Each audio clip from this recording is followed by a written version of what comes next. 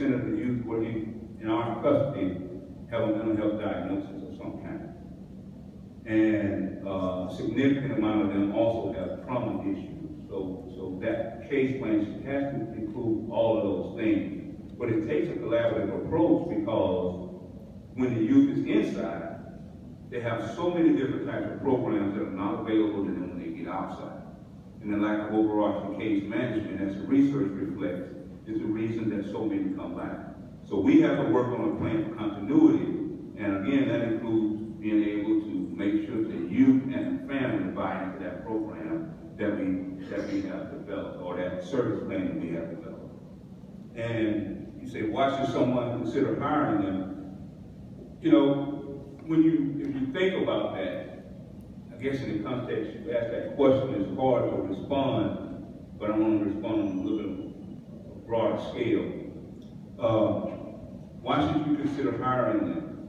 One thing is because they're coming back to your community. And when you hire somebody, employment reduces the chance of someone being victimized by a person who's being released from an incarcerated environment, regardless of who it is.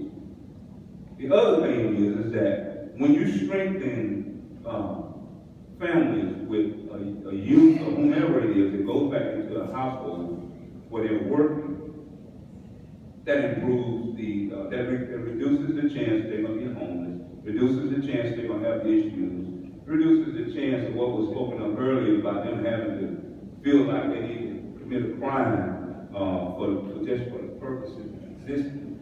And so my perspective is that we as a community, and that's collectively, whether it's a business, whether it's a church, whether it's any civic organization, we as a community have to embrace those returning citizens, as we've spoken of, when they come back into our community. And for you, you also have the luxury of supervision. And with the Department of Juvenile Justice, we provide transportation for you who get an opportunity for employment. For instance, I met with a construction company on yesterday who and it's a small number, will have agreed to hire 2 of our youth.